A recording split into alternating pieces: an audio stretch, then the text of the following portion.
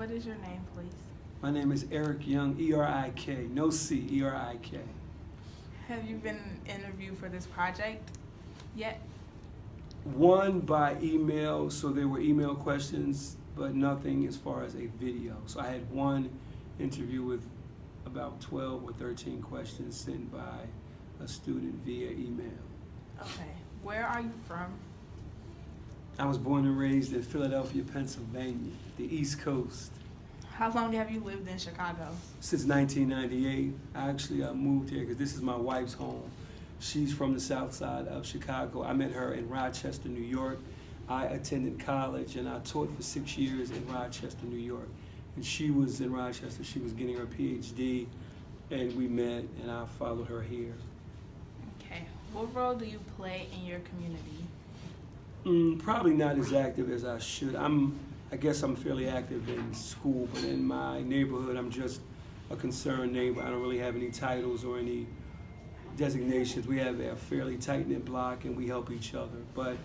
So I'm proud of that, but I don't really have any titles as far as like block captain or this or that. But I am lucky to be on a fairly active, block where people look out for one another. That's good. Have you in any way been impacted by your community? Do you mean Philadelphia when I was born and raised, or the current Chicago community? Whichever. The answer is yes to both, but I guess I want to, know what perspective you are speaking. We can talk about the Chicago one since you live here currently. Impacted, yes. I live near 95th and Dan Ryan, but in my little kind of enclave, it's lots of older people. Actually, we live in my wife's grandmother's house. So it's still lots of elderly people on that block, and I think we would have had those values anyway, but lots of them have already instilled that, certain things that you pick up the trash, you look out for each other. So that's the way I was raised even back in Philly, but I like the fact that my kind of 2 to 3 block radius, although 95th and Dan Ryan is like right literally a few blocks from us, that, those are just some of the values. Just be respectful, be polite, help each other. So do you think, you mentioned you live with older people, so do you think... Well, I don't actually live with, so she's no longer, we just live in her house. She is deceased, but on the block, it's still lots of... Yeah, so okay. If your block wasn't like made up of older people, do you think your values would have been different if it were younger people? Because lots of the older people have moved on. Some have moved on to the ultimate move on, as far as making their transitions to death.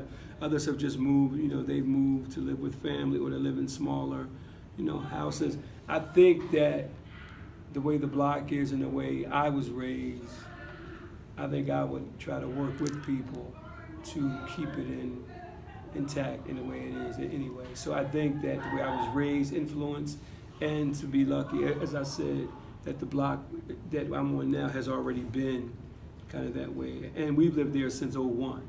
So for 17 years, it's even though some of the people have moved and some younger people have moved in.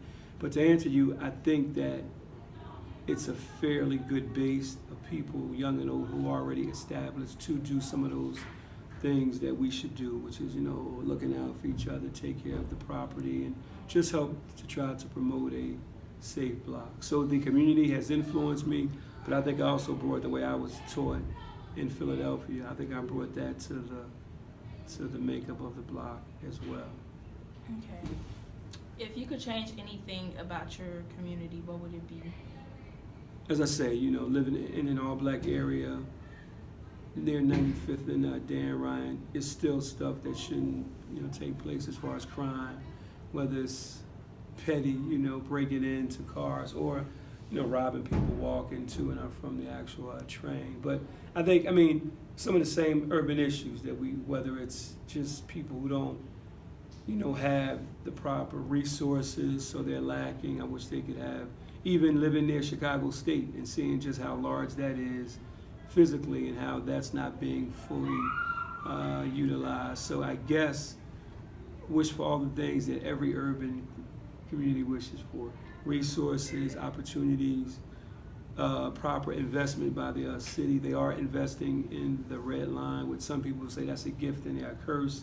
Some say that's going to make things better, bring business, all this. Others are fearful that they may try to, they being a city may try to buy the property and force you out. So without rambling, I think just resources, wishing that people still had opportunities and made better and more wise decisions as far as not to break in, not to rob, not to, vandalize.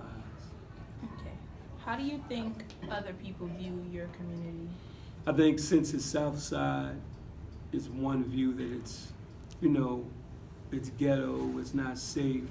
As I say, living in a kind of 2 to 3 block radius, people are like, oh, that I'm actually lucky because it's not as wild on that 2 to 3 block radius as even just a few blocks over. So I think it's both, and not trying to be too metaphorical. It's similar to being a black person in this country. It's like that you're seen in so many different lights. Sometimes it can be an advantage for you, sometimes it can't. So back to your question though, I think overall as black, South Side, as we know, bullets don't know names. There was a judge murdered about 2 years ago, 1 block over from where I live, as he was leaving his house. So it's still the crime element, but it's definitely much safer and much calmer than some other areas, even in that. So it's like both, you know what I mean? So it's South Side black, watch yourself, be careful, but you're lucky that you're on that block because there's still lots of, older people. It's still lots of people who aren't perfect, but who, I guess maybe are seen as decent people. They're not trying to bring the property value down and trying to harm one another. Okay. So it's just, I think that's it's that duality. And I think going to the bigger picture, W.E.B. Du Bois had this famous quote about blacks being viewed, that you're viewed as American, but also viewed as black. So sometimes you're viewed as entitled, but not fully entitled. So I think even living where I live in an all-black area, which is what I definitely enjoy that, on the south side of Chicago, it's still not one lens. It's still that kind of multifaceted lens. Okay. Do you think the view people have of your community is fair? Do you think it's justified by actually how your community is? I think at times it's fair. I think at times it's exaggerated. As we say, at times everyone is thrown into the big pot, all black, south side, this, that. So I think it depends on the actual lens. Some people who might, know of it and who know of the area, even if they criticize, I may give them more credence because they, know what's happening there. Just someone who was talking and saying stuff who doesn't know the area, I think they're just putting all into one stereotype. So not to, I keep on saying both, I think it really depends on who is making the statement, who is giving their perception and what lens they are working through. And it's all relative. I mean, as I said, you can look at this area and say compared to, people always pick on Inglewood, so I don't want to pick on Inglewood. They might say compared to further south in our Roseland, where I live is much better. But if you compare where I live to Lincoln Park, my area is a lot worse. So a lot of it is relative, and I think that's one of the hard things about dealing with what's needed, what should be done, what should not be done. It's all relative to what, based on what is your standard. Okay. All cities have violence, just like Chicago. Yeah. But why do you think the media portrays Chicago's violence to be much worse? I think, and as we know, because as I say, since I'm from Philly, Philly's the 5th largest city, Chicago is the 3rd. Each time I go home, people are always asking about it, and not because they don't know violence, Philly is violent too, but because, as you said, just the media, that answer is also deep. It's like every so often, 1 or 2 cities become the poster children for this epidemic. It's almost like in your class. You could have a class of 27 students. 3 sometimes may always be blamed, even though other students are doing that violence. I think Chicago, since the numbers were rising, also New York City and Los Angeles supposedly had record drops in their violence over the past decades. So since New York City is the first, Los Angeles is the second, Chicago being the third, I think if it's true, the reduction in violence in those two larger cities kind of forced even people to say, so what's going on with Chicago, even without looking at it. And then when you hear the outrageous things that have been happening. So once more, I think it is lots of unnecessary drama here, but it's all relative. If you are compared to the media looking at New York and Los Angeles, what they do. Plus, as you know, the 44th president is from here. So not to always act like it was a conspiracy, but even after Trump won, throughout Obama's 8 years, people were, whether they were truly asking the question or just trying to hate after they failed on his birth certificate. Well, if you're from this city, why are all the blacks killing each other? So not to put excuses, because we know it's far too violent, it's not safe for us to do things, but a lot of it was and is media. And who knows, not to say that we want to hide the issue, but soon there will be another city that will be the kind of poster child for this epidemic. So all in all, because the numbers are high, also because the two largest cities, as they say, we've seen reductions, and lots of people really trying, as they were trying to throw Obama underneath the bus. That was one thing to do. Like, how can you lead this country, black man, and you can't even, not that it's his duty, but and you can't even stop the violence in your city. So lots of reasons that the media latched on to Chicago. Okay. What are your top 3 issues or concerns that you would like to speak to others in your community about? Accountability from simple things like picking up trash to responsibility, being respectful, whether it's about noise level. Like I say, I'm definitely not on the worst block, but I think some of those basic things, because we've even seen that it started to change, and some people, especially older people, can tell you when you start to see more trash and people don't care, eventually that may lead to a total downfall with the next thing, that you will have more violence and more of this. So I think just overall accountability, being respectful, responsibility, and still trying to help each other. Although we do live in isolated, worlds now, even if it's hot outside, especially when it's cold. You get into your house, you lock up, sometimes you don't even communicate with your neighbors. I think, not to be corny, but if you can, just trying to get the basic thing, respect, be accountable, and if you can, get to know some of the neighbors. I think that block clubs are crucial. My block just started one, and one reason is because we were kind of always spoiled because they were older people, and it wasn't too much negative drama. But since there have been more break-ins and other things lately, that's been one of the things that have pushed. So just to be active, whether it means coming outside, picking up the trash, walking your dog, saying hello. Those are small things. And we also have a community organization which meets once every month. That encompasses like about a 15-block radius, and that's something that really helps to get the word out about what's happening, good and or bad. And do you often attend these meetings? That's it, right. Not as much as I should. I think I do, and not to try to, give myself kudos. I think I do neighborly items, but I think I should do more. So I really don't go to the meetings as often. My wife and I try to alternate, so that way she might go 1 month and I might go one. But we've really done a poor job at attending those. Now, as I say, that's the community. It's actually called the West Chesterfield Community Group, and that's about a 15-block radius. My actual block just started a block club, which I am active in that. But it's like so new that that's why I didn't really, claim that, because we are still starting it. So for my actual block, yes, I am a proponent of that. But for the larger community group, I have not gone as often as I should. Okay.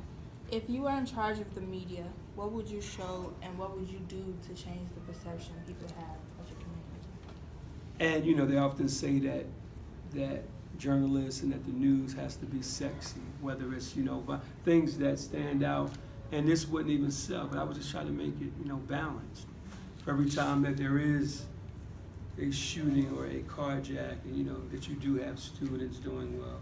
that you have families helping each other. So although it's corny and it probably wouldn't sell, because news is meant to sell, to get headlines, to get viewers, to just have it balanced. But historically, that's what the media has done to blacks. It's been a lack of balance. And even if you do well often, they want to, all of us have struggled, but they want to make it seem like it's that same carbon copy story. You came from the projects and you had nothing. Not trying to actually knock that, but even when they do shine the positive light, they still don't give us room to be Essie, room to be Eric, room to be Kayla, because they want to put us, oh yeah, he can't, So they're trying to, in their own way, celebrating your rise, and that's balance, because it's not Pookie and Pablo, but they're still not giving the full balance because they just make it seem like we all took the same route. And that's the beauty of it, is that we all have different routes, no matter where you live. So balance, which would encompass trying to show the whole story, even if it's a successful one, just trying to show the whole picture, and not that we're not just one. People often joke and say, black people are not monolithic. They used to always tell us in our college, and it's true. They would say that, although we have lots of similarities, if we allow ourselves, the news will paint us in one way, whether that's good or bad, but still just one way. Not that we took, she may have taken a creative artistic route. This person may have gone to trade school, but so just try to show balance. Okay. How do you see Chicago in the future, like say 10 years from now? And it's interesting because population numbers have changed and are changing. People have been forced out or are choosing to leave the city because of the cost of living, because of the violence. Some people predict that there will be fewer and fewer blacks. I don't have the numbers on me, but even CPS. This is what, the third straight year CPS has lost people. Now with that, everyone has not left Chicago. They may be going to charter schools, other schools, but lots of those people have left. So all that I can say is it's already showing that it's going to be different. Some are saying that over time it'll be largely wealthy and affluent, and there'll be fewer middle-class people. Fewer working class. So my prediction is, I'm not sure, but we can already see that it is. And even me, I've been here for 20 years exactly. I came here in August of 1998. So I think it is sad that many of the working class families are being forced out, either because they don't have the money, their communities are not being invested into, it's too dangerous.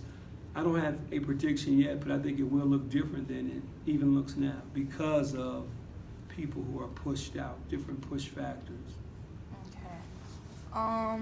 Do you think it's important to keep an ongoing dialogue about our communities? With whom? With people in your community and people outside of your community. Definitely. Because I think that we have stayed isolated for too long, and that's what leads to some of the problems not getting solved. And or worse, having outsiders try to dictate to us what should be done. So I think that we need dialogue, and somewhere, not to just pick on people, because people often blame teachers, but people say that the aldermen, that we need to push them to do more.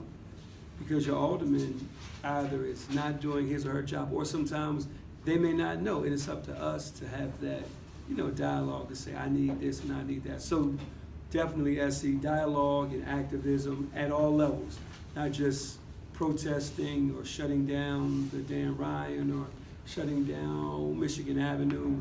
That was one of my last public things. Over the summer, there was an anti-violence march, shut down parts of the Dan Ryan. A few years ago, after the Laquan McDonald tape came out on Black Friday, I took part in that, shutting down Michigan Avenue. And it's funny, I do fewer of those things. I think those are crucial, but back to your earlier point, I think that we need to do daily activism.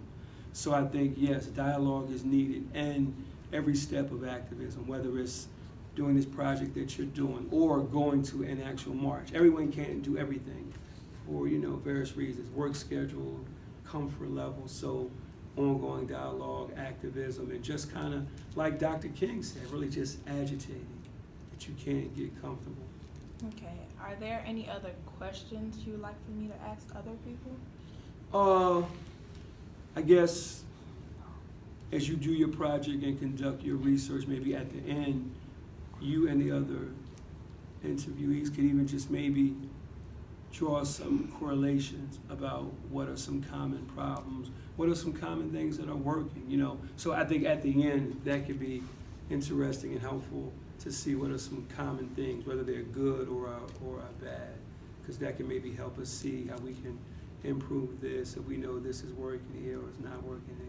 But outside of that, I think these are all excellent and poignant and thought-provoking questions. Thank you. Do you have any additional comments? I think that's about it. Feel free to keep me posted as you gain more research, gain more information, whether just to give me updates or if you want to get clarity as you go back and you see this rambling tape of me at the end of a long work week rambling, then you'll be able to say, well, can you clarify this? I don't mind. So just know, just keep the dialogue open with me. As I'm saying, communities should keep the dialogue open with one another and their elected officials. Okay. Thank you for your time. Thank you. Have an excellent weekend. You too. All right.